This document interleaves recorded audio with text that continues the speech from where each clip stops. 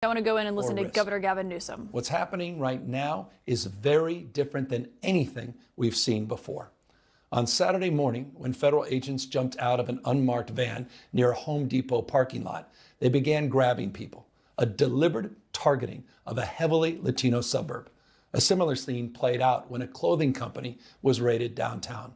In other actions, a U.S. citizen, 9 months pregnant, was arrested. A 4-year-old girl taken, families separated, friends quite literally disappearing.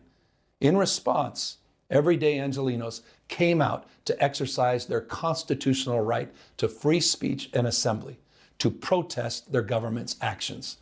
In turn, the state of California and the city and county of Los Angeles sent our police officers to help keep the peace. And with some exceptions, they were successful. Like many states, California is no stranger to this sort of unrest. We manage it regularly and with our own law enforcement. But this, again, was different. What then ensued was the use of tear gas, flashbang grenades, rubber bullets, federal agents detaining people and undermining their due process rights. Donald Trump, without consulting California law enforcement leaders, commandeered 2,000 of our state's National Guard members to deploy on our streets, illegally and for no reason. This brazen abuse of power by a sitting president inflamed a combustible situation, putting our people, our officers, and even our National Guard at risk. That's when the downward spiral began. He doubled down on his dangerous National Guard deployment by fanning the flames even harder. And the president, he did it on purpose. As the news spread throughout LA, anxiety for family and friends ramped up. Protests started again.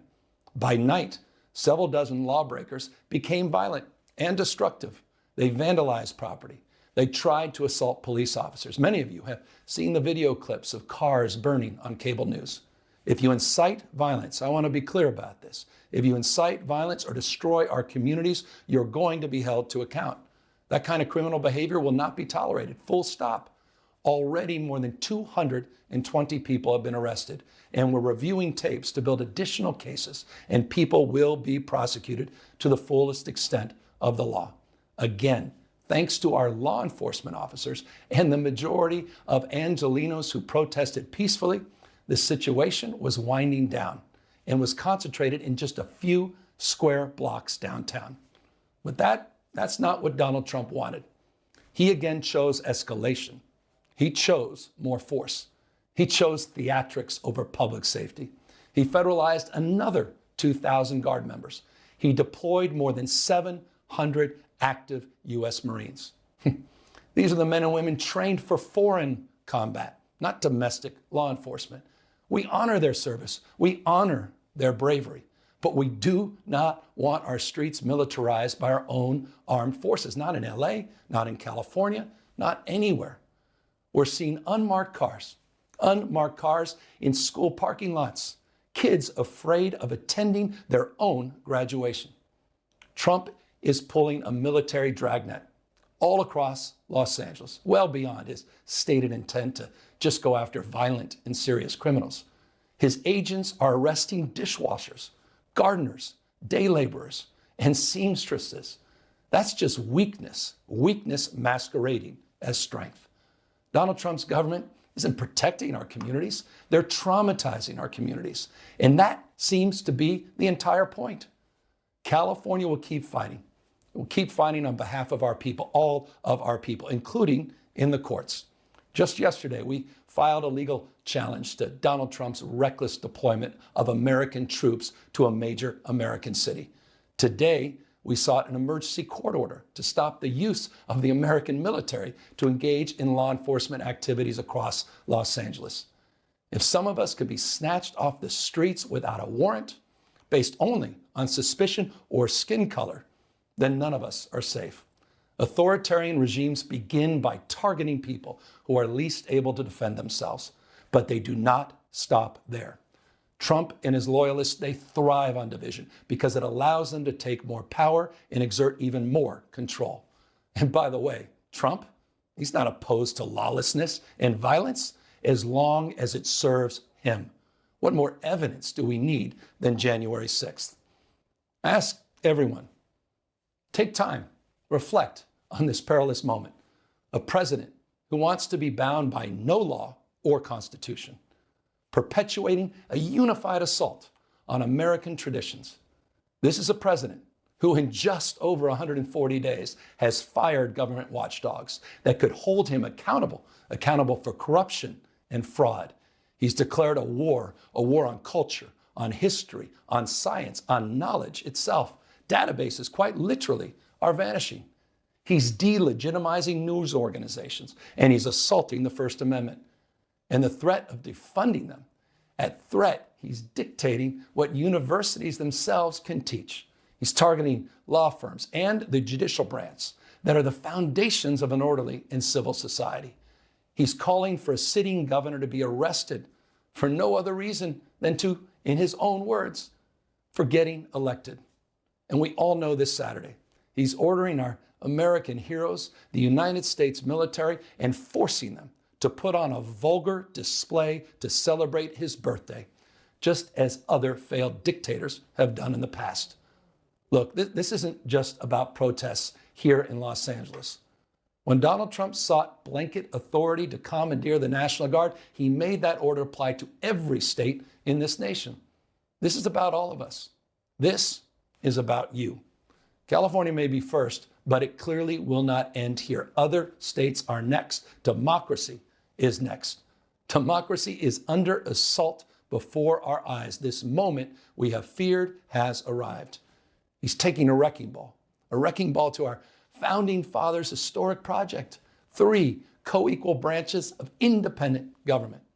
There are no longer any checks and balances. Congress is nowhere to be found. Speaker Johnson has completely abdicated that responsibility.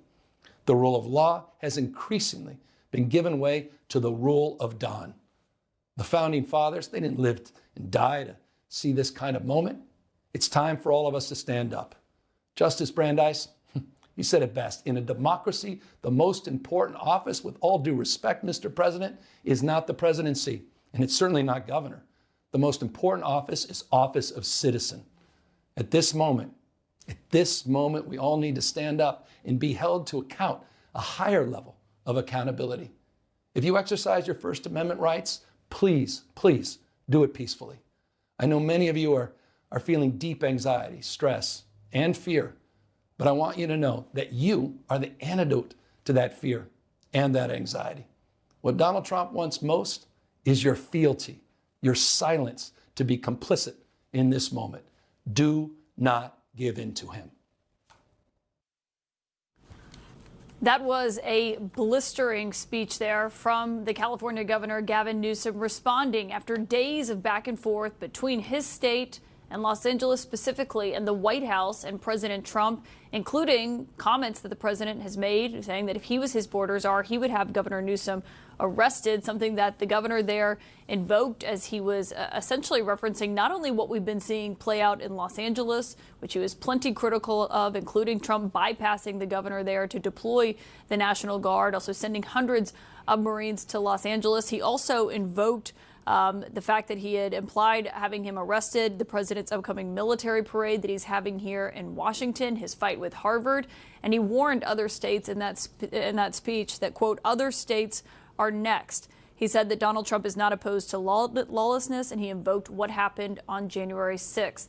He also addressed what we've been seeing play out over the last several nights in Los Angeles and condemned the violence and the vandalism. He pointed to the hundreds of arrests that have played out so far already in that city and said that they are working through video and compiling additional cases, as he thanked the Los Angeles Police Department for the work that it's done so far and said it was needless to have the National Guard also deployed there.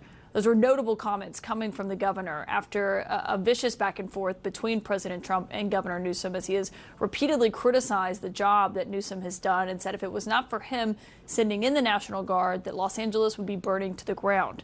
I want to bring in CNN's Priscilla Alvarez back here with me, also our chief and law enforcement and intelligence analyst, John Miller. But Scott Jennings and Kate Bedingfield, I want to start with you because, Kate, obviously, to hear what we just did from Governor Newsom, he went far beyond just what has been happening in terms of Los Angeles and the protests there and how the president and the White House have responded. I mean, he has essentially was attacking everything that has happened over the last several months that Donald Trump has been in office. He said the moment that we feared has arrived. Yeah, I think he's using this moment to channel some of the energy that a faction of the Democratic base wants to see from Democratic leaders. I think this is the kind of thing that people who feel frustrated that the Democrats are not taking on Trump more directly, this is exactly the kind of thing they want to see.